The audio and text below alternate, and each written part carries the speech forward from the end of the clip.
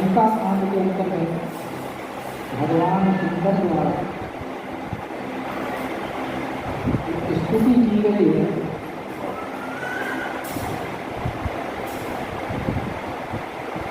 तो तुलसीदास जी ने भगवान शंकर के माध्यम से समस्त भक्तों द्वारा कराया, क्योंकि भगवान शंकर भगवान के परम भक्त हैं और इसीलिए शंकर भगवान को कहा जाता है वैष्णवा नाम यथा शंभो। भगवान शंकर से बड़ा कोई वैष्णव नहीं है।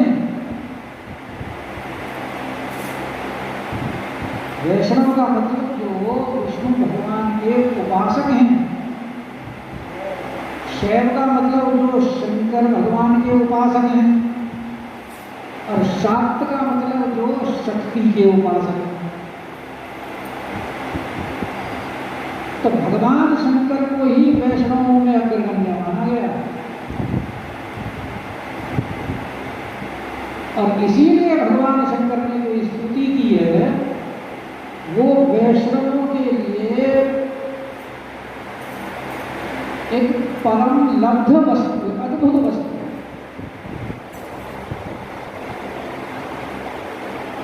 सबसे पहले तो जो उन्होंने जिस अवस्था में स्तुति की है उसका कल आपको बताया था।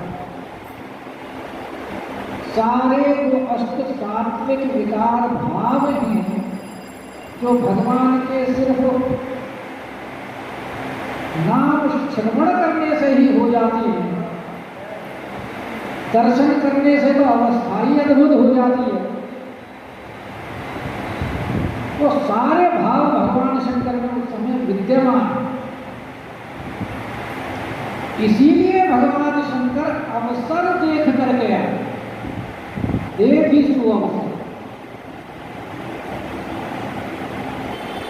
क्योंकि सारे जा चुके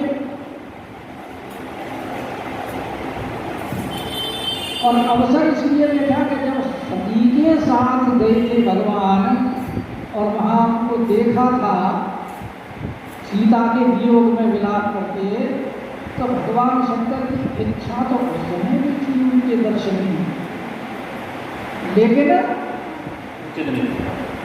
वो अवसर नहीं था। क्योंकि अगर वो बोले हम दर्शन के लिए जाएंगे तो सारा संसार जान जाएगा और भगवान के अवतार का जो उद्देश्य है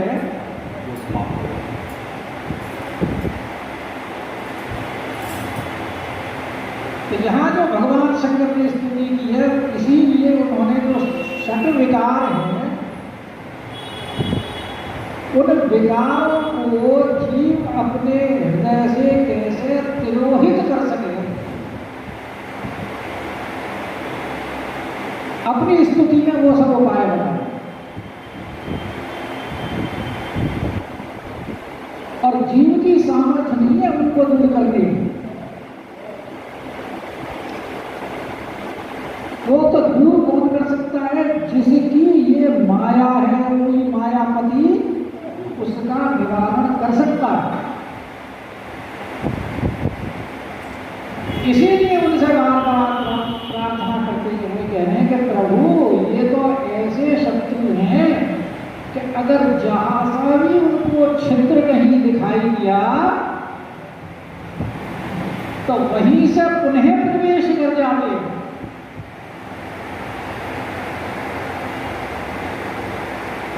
तो फिर एक ही उपाय है कि बसहु निरंतर।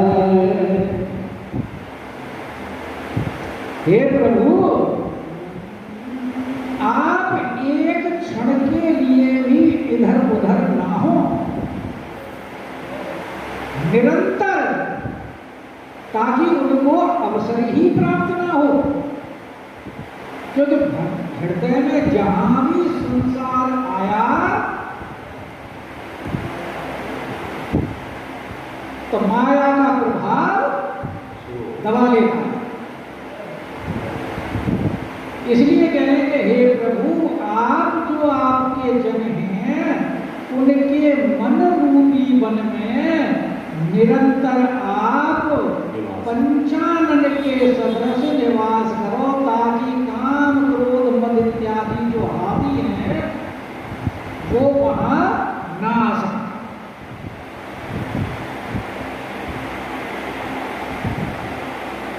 क्योंकि आपका जब हृदय में निवास होगा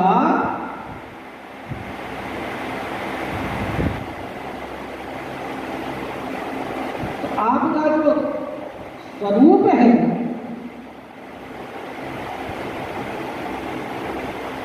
तो श्याम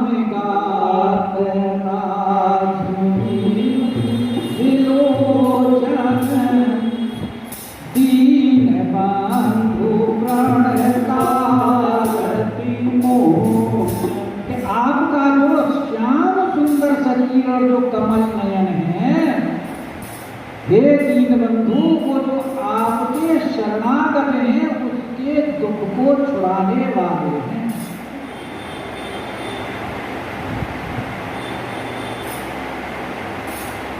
यही तो प्रार्थना की है सुंदरकांड में, भुज प्रलंब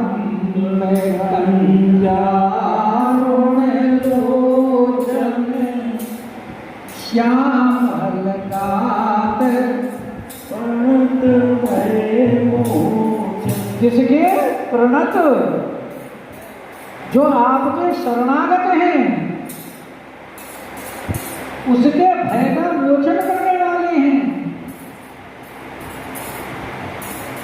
जो आपका भुज प्रलंबर कंजारण लोचन है।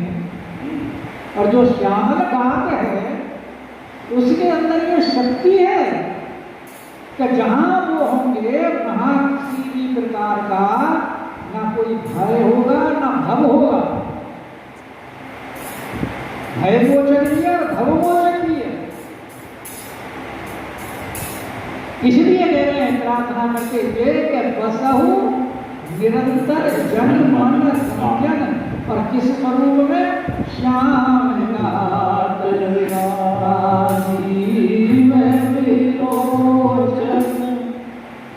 अरे दीन बंधु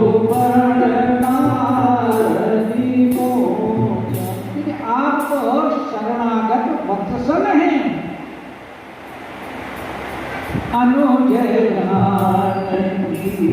सहित निरंतर बसहु राम और हृदय में आप तीनों ही निवास करें। और निवास भी किस स्वरूप में? बाल स्वरूप में नहीं। जैसे भगवान शंकर बाल स्वरूप के उपासक हैं, जब भी भगवान अवतार लेते हैं तो गुरु चेला नाग जिंदगी और भगवान शंकर 5 साल तक वहां खूब आनंद लेते हैं, चाहे वो वृंदावन हो चाहे अयोध्या में हो। लेकिन यहाँ क्योंकि जीवों की तरफ से यह प्रार्थना को स्वामी जी कर रहे हैं, और जो जनता होती है, जनता का रक्षक कौन होता है? राजा। तो इसलिए भगवान कहते हैं कि बसहु राम नृप, आप राजा रूप में सबके हृदय में निवास करें, क्योंकि राजा का दायित्व होता है प्रजा की रक्षा करना। तो भगवान शंकर यही कह रहे हैं, बसहु राम नृप मम पुर अंतर। और बसहु कैसे? निरंतर। ऊपर भी कहा बसहु निरंतर जनमन कानन, यहां भी कह रहे हैं कि अनुज जानकी सहित निरंतर, क्योंकि आप मुनि रंजन मंडल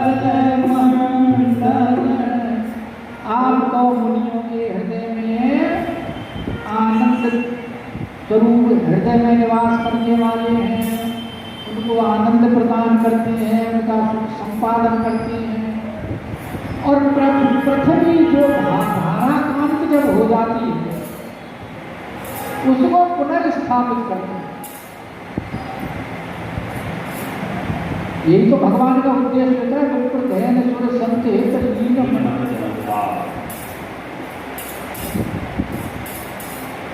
इसलिए तुलसीदास जी कहते हैं, तुलसीदास प्रभु त्रास विखंडन। हे प्रभु, आप तुलसीदास के प्रभु हैं और भय का नाश करने वाले हैं। तो नाथ जवई कौशलपुरी होई मिलत तुम्हारा। भगवान शंकर की इस प्रार्थना से संतुष्टि नहीं है, क्योंकि भगवान यहाँ जिस स्वरूप से, जिस अवस्था में यहाँ विद्यमान है, अभी युद्ध करके निपटे हैं, रण क्षेत्र के अंदर खड़े हुए हैं और शरीर रक्त की बूंदों से भूषित है, जटाजूट वाला स्वरूप है। तो भगवान शंकर कौन से स्वरूप को उत्तम मानते हैं? जब भगवान राज सिंहासन पर विराजमान होंगे। तो इसलिए कह रहे हैं कि प्रभु के नाथ जवई कौशलपुरी और होई तुम्हारा। प्रभु जब आपका राज तिलक होगा ना, तो हे कृपा सिंधु, कृपा सिंधु इसलिए कह रहे हैं कि फिर कृपा करना, क्योंकि भगवान की कृपा के बिना कुछ होता नहीं। आप चाहे कितनी भी किसी प्रकार की चेष्टा करें, लेकिन जब तक वहां से आज्ञा नहीं है तब तक वो सफलीभूत नहीं होती। और यहाँ भगवान शंकर की दीनता देखिए कि यही दीनता समस्त साधकों के अंदर होनी चाहिए। जो भगवान शंकर करके रामचरितमानस का उद्देश्य भगवान शंकर ने जो रचा है और इसका जो प्रमाण किया है, वो जन कल्याण के लिए इसलिए तो किया है कि इससे प्रेरणा में सीखें कि हमको कैसे संसार के साथ निर्वाह करना है और कैसे भगवान की भक्ति करनी है। इसलिए कह रहे हैं कृपा सिंधु मैं आया, इसलिए आज्ञा मांग रहे हैं आगे के लिए। प्रभु आगे की परमिशन एडवांस दे दो। जब हम राजा बनेंगे तब भी मैं आना चाहता हूं। तो इसलिए कह रहा कि मैं आपकी जो उस समय जो उदार चरित्र है, उस उदार चरित्र के मैं दर्शन करके कृतकृत्य होना चाहता हूं।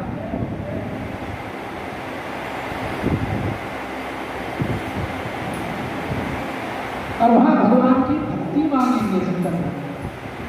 कौन सा दुआ है? तो है ना इसमें उत्तरकांड में भगवान उत्तरकांड बार बार मांगो, बार बार वर मांगो, हर्ष देओ श्री राम, पद सरोज अन पायनी, भक्ति सदा सत्संग। वहां यही वरदान मांग रहे हैं भक्ति का। और भगवान इसलिए शंकर भगवान को ये कह रहे हैं कि उस समय आपने इतने उदार होकर के सबको सब कुछ दिया है, उस आपके उदार चरित्र का मैं दर्शन करना चाहता हूं। और वहां देखो 11-12 को उस समय के उस दर्शन का महत्व भी बताया गया है विस्तार में उत्तरकांड में। फिर स्तुति की है उसमें। हाँ, स्तुति की है। उस स्तुति के बाद में दर्शन का भी उद्देश्य बताया है सारा कि इसके क्या क्या लाभ हैं। हाँ, ये बड़े विस्तार से इसमें विवरण दिया गया है। वहाँ आप देख लेना। तो करनी विनती जब कलकत्ता जी ने कह दिया था ना, इसमें जॉब कर दूंगा पूरे 8:30 बजे तो इसलिए संकेत से बता दिया है भाई वहाँ देख लेना। पंडित जी ऐसा समय से अनुसार सारे कार्यक्रम चले।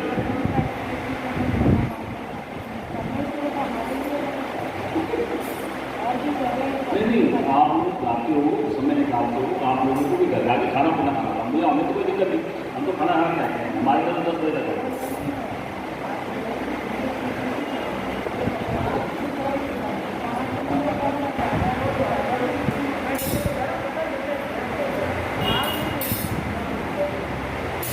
जब अरे शंभु सिधारे। अब भगवान शंकर तो प्रार्थना करके भगवान की और अपने धाम कैलाश पर्वत पर चले गए। क्योंकि भगवान शंकर का तो धाम कैलाश ही है ना,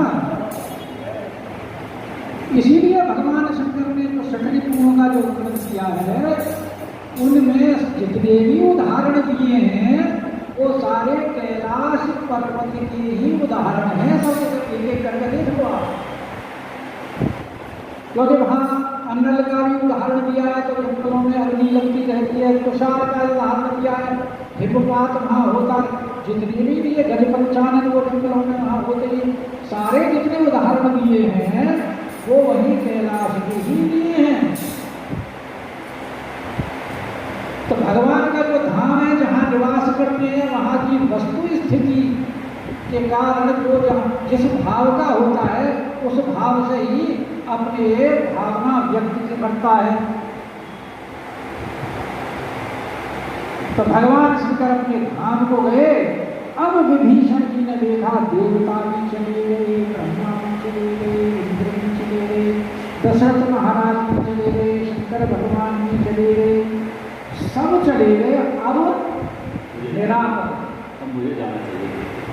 जाना नहीं है आम के बाद वो तो है ही वहाँ, लेकिन अब क्योंकि भगवान से उन्हें अपनी प्रार्थना करनी है तो जब भीड़ भाड़ हो तो उस समय तो प्रार्थना जिससे की जाए वो भी पूरी तरह से नहीं सुन पाता और वो भी एकांत में जो भाव व्यक्त किए जा सकते हैं वो सबके समक्ष नहीं किए जा सकते। इसलिए अब विभीषण जी जो है तव प्रभु निकट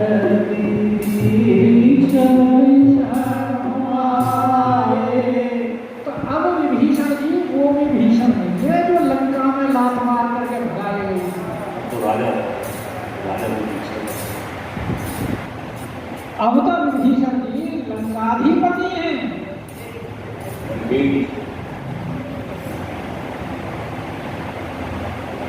लेकिन लंकाधिपति होने के बावजूद भी विभीषण के भाव में कोई परिवर्तन नहीं है।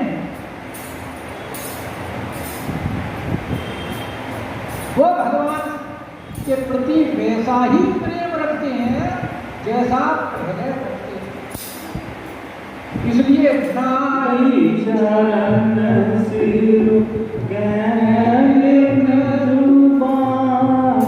सेवक का स्वामी के प्रति कर्तव्य होता है,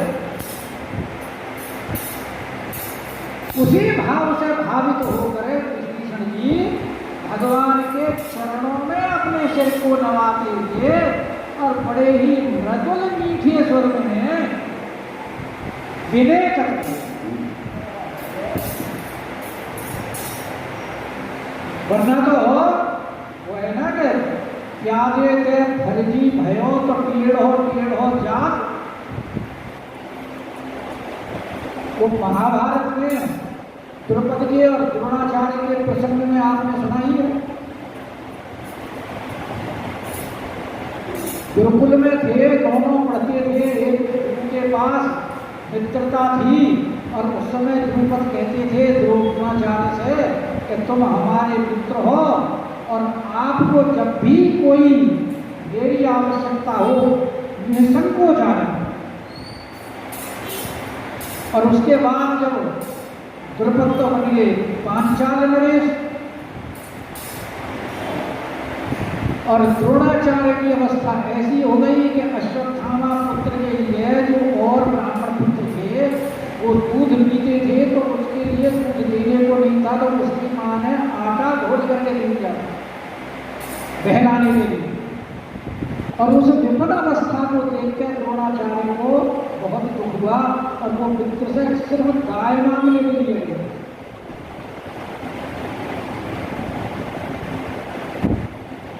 लेकिन द्रुपद ने जो अपमान किया वहां उनका, वही मित्रता तो बराबर वालों में होती है।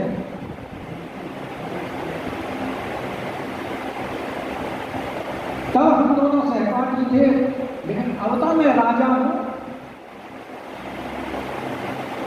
तो तुम्हें अगर मित्रता का भाव रखना था तो उसी अवस्था में आना चाहिए था।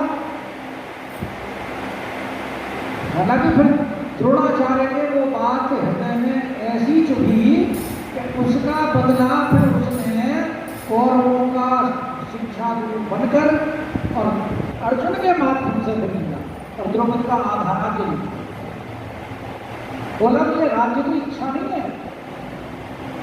देखिए यहाँ द्रोणाचार्य की भी उदारता, कहते मुझे राज्य की इच्छा नहीं है, लेकिन क्योंकि तुम्हारी दृष्टि में मैं तुम्हारा मित्र तब रहूंगा जब मैं तुम्हारे बराबर का हो जाऊंगा।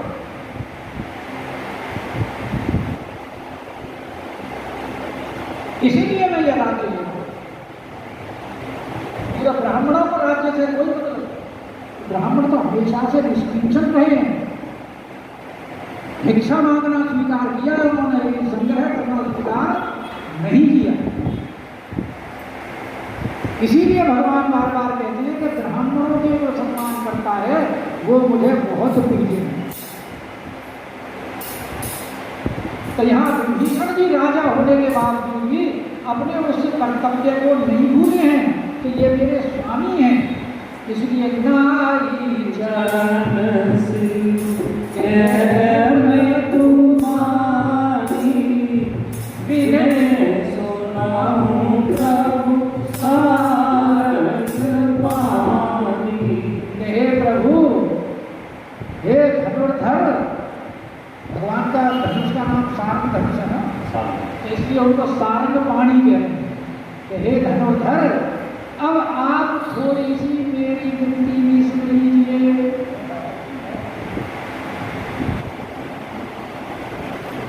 बोले बोलो क्या बात है, कहो, तुम तो हमारे सखा हो। तो बोले अब विभीषण की प्रार्थना कर, क्या विनती बता रहे हैं। सबसे पहले तो अपनी दशा का बोला कि सकुल प्रभु नाम मारो, हे प्रभु आपने कुल सहित और सेना सहित, सकुल और सदन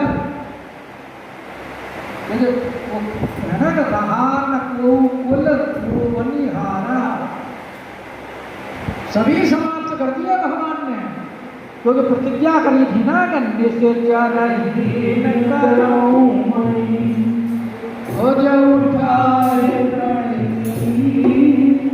और निश्चय कौन है, मान ही मात पिता नहीं देवा साधुन संगरवा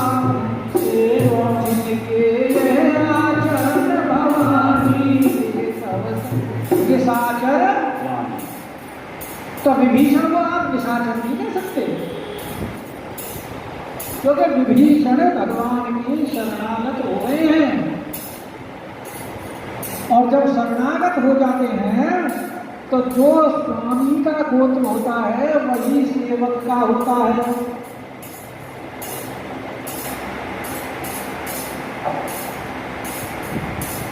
इसीलिए जब संन्यास लिया जाता है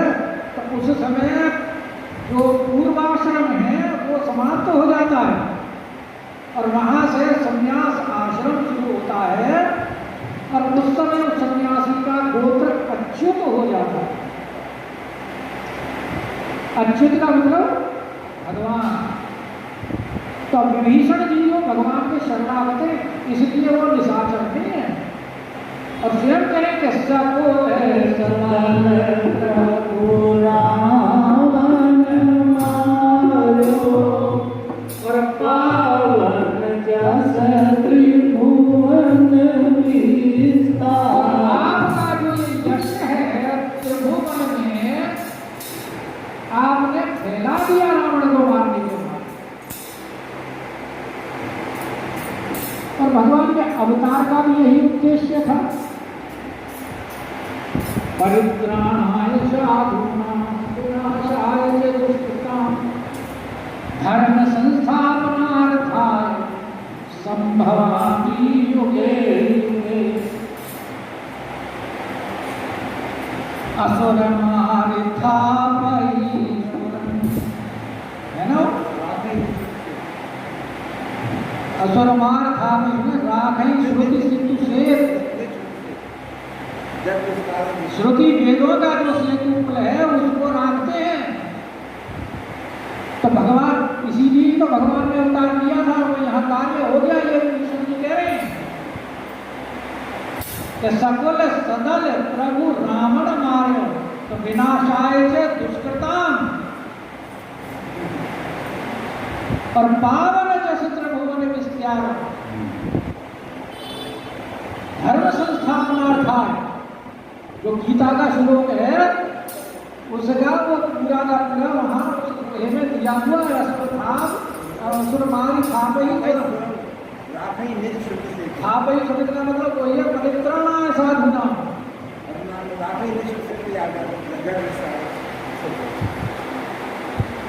राखई निज श्रुति से।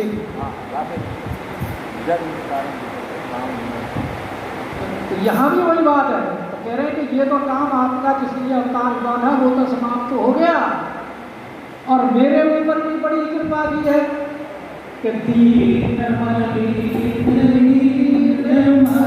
जाति, कि मेरे जैसा दीन कि रावण से जो जिसकी शत्रुता हो, जरत विभीषण राज्य रावण क्रोध अनल सम श्वास समीर प्रचंड और जरत विभीषण राख्यो दीनो राज अखंड। तो यहाँ वही कह रहे हैं कि मेरे जैसा दीन मलिन बुद्धिहीन पापी मतिहीन मति जाति और हीन जाति का इसलिए वैसे जाति के हीन तो नहीं है विभीषण जी, क्योंकि ऋषि पुलस्त उत्तम कुलनाथी पुलस्त ऋषि के जो है वंशज वो हीन जाति के तो नहीं है, लेकिन माता हीन जाति, इसलिए माता के संबंध से अपने आप को कहें कि मैं हीन जाति ऐसा होकर भी मोह पर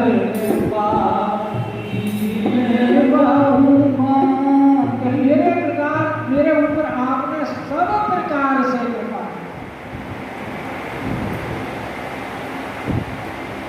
मुझे लंकाधिपति बना दिया, अपना मित्र बना लिया, अपना सेवक।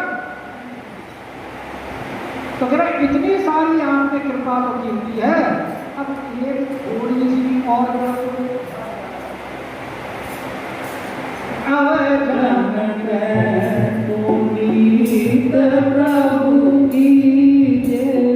हे प्रभु, अब आप जरा हमारे घर में अपने चरणारविंद को धारण करा दीजिए।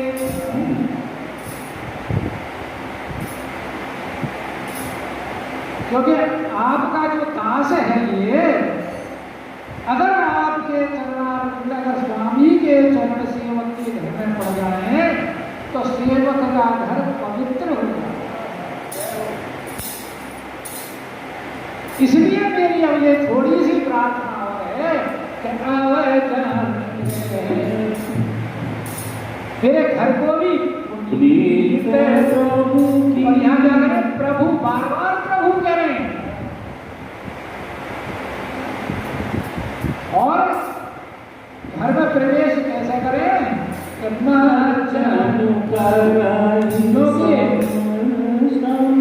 आप जो है अभी स्नान करें, इतना लंबा युद्ध किया है आपने, उस युद्ध में जो आपको श्रम हुआ है, उस श्रम का आपके स्नान करने से निवारण हो जाएगा। कोई गोवर्धन की परिक्रमा करते घर मानसी गंगा में स्नान करते हैं ना, और आपने देखा होगा कि 7 कोस की परिक्रमा करने के बाद में जब स्नान किया जाता है तो सारी थकावट दूर हो जाती है। ये अनुभव है, हमने भी किया हुआ, सबका अनुभव है ये। मानसी गंगा में स्नान किया और थकावट दूर। तो ये विभीषण जी भी कह रहे हैं कि प्रभु जो आपका जो श्रम है, क्योंकि अब आपने सब कुछ तो मुझे उपलब्ध करा दिया, तो सारी सुविधाएं यहाँ विद्यमान है, नाना प्रकार के लेपन और व्यवस्था, सब जल सुगंधित द्रव्य इत्यादि, और सेवा करने वाले सेवक सेविकाएं, सब व्यवस्था यहाँ उपलब्ध है। तो इसलिए पहले तो आप स्नान करिए, जिससे कि आपका थकावट दूर हो जाए, और फिर मेरे घर को पवित्र करने के करिए आकर के, और फिर वहाँ देखिए कि आपने मुझे क्या क्या संपदा प्रदान की है। तेरी कोस मंदिर संपदा, कि जो खजाना आपने मुझे लंकाधिपति बना के दिया है, उसका निरीक्षण करो। जो भवन है लंका के अंदर, जो संपदा वहां लंका के अंदर विद्यमान है, वो संपदा मेरी नहीं है, वो संपदा सब आपकी है। और मैं आपको इसलिए दिखाना चाहता हूं कि इनके लिए आप कह रहे थे ना कि बानर भालू हमारे, और इन्होंने जो आपके लिए इतना दुष्कर कार्य किया है, दुष्कर कार्य किया है, तो इनको विचारों को, जो विजयी सेना होती है, जिस क्षेत्र को विजय करती है, तो उस सेना का उस वहाँ की लूट के माल पर अधिकार होता है। मुसलमानों में उसे कहते हैं माले गनीमत। हमारे यहाँ ऐसी परंपरा नहीं है, लेकिन उनमें है। तो वो कह रहे हैं कि इन विचारों को कुछ मिला नहीं, तो आप जिसको जैसा जिस योग्य समझ के जो देना चाहें, कि देहु के पाल आप उन लोगों को प्रसन्नता पूर्वक जो चाहें वो दीजिए, खजाना दीजिए, कोष मंदिर का मतलब उनको घर दीजिए रहने सहने के लिए, और जो संपदा है वो सारा निरीक्षण करके प्रसन्नता पूर्वक आप उनको अनुग्रहित करिए। क्योंकि जब तक आप ऐसा नहीं करेंगे तो मैं अपने आप को ये मानूंगा अभी तक आपने मुझे पूर्णतया अपनाया नहीं है। इसलिए प्रभु ये मेरी प्रार्थना स्वीकार करिए, और सब विधिनाथ मोहि अपनाए, और पुनि मोहि सहित अवधपुर जाए। तो ये मेरे ऊपर और थोड़ा सा उपकार कर दो आप, और उसके बाद में जब आप अवधपुरी जाएं तो मुझे भी साथ लेकर, ये भी साथ में परमिशन मांगी। जैसे शंकर जी ने आने की बात कही थी, ये जाने की बात कर रहे थे, इन्होंने भी भगवान से यही प्रार्थना की है, प्रभु मुझे यहाँ कभी छोड़ देंगे, तुम तो लंकाधिपति हो गए, तुम यहाँ की व्यवस्था देखो। तो ये ऐसा नहीं, प्रभु मुझे भी साथ देंगे, वही सहित अवधपुरी जाइए। सुनत वचन प्रभु दीन दयाल, सजल भय दो नयन विशाला। तो प्रभु विभीषण जी के दीनता देख रहे हैं कि देखो विभीषण किस भाव से प्रार्थना करता है और भगवान को दीन दयाल है, लेकिन अब भगवान यहाँ असमंजस में फंसे हुए,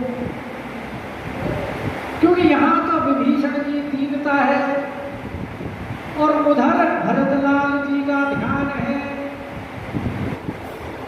कि अगर इसकी बात स्वीकार करते हैं तो इनके पास उतना समय नहीं है। वहाँ अवध, अब वहाँ भरतलाल जी बैठे हुए हैं कि अगर वहाँ नहीं समय से पहुँचे तो वो अपने प्राण त्याग देंगे, इसलिए वहाँ भी पहुँचना जरूरी है और वहाँ पहुँचने के लिए इसकी प्रार्थना स्वीकार नहीं कर सकते। और फिर भगवान ने तो चोर व्यवस्था को बने ले रखा है, उसके हिसाब से भी नहीं जा सकते, इसलिए फिर विभीषण को शांत, उनके नेत्रों में दोनों का प्रेम लेकर वो भरतलाल जी का प्रेम किस प्रकार से वो आने अयोध्या कांड के लास्ट में वो सारा बताया हुआ है, वो कल भैया आपको अपने उनको बताएंगी कि उनकी क्या अवस्था है और क्यों भगवान सीता नहीं कर रहे। तो इसलिए वो यहाँ कहते हुए कह रहे हैं कि विभीषण जी ये सब है तो तुम्हारा तो कुछ ये मेरा ही है, क्योंकि तुम मेरे सखा हो और सखा के बीच में लेत तेत मन संपन्न धर्म।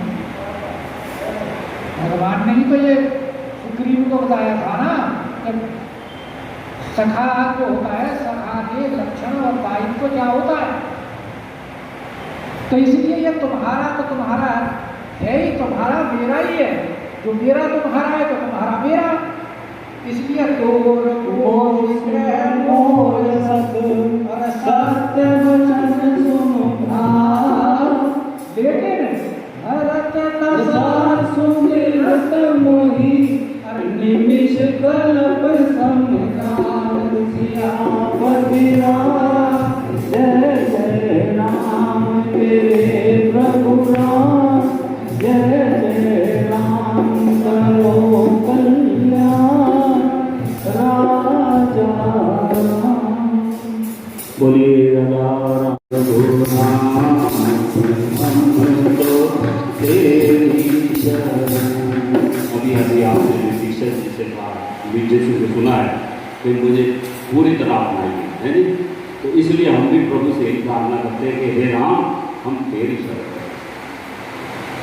बोलिए राजा राम नाथ की कारत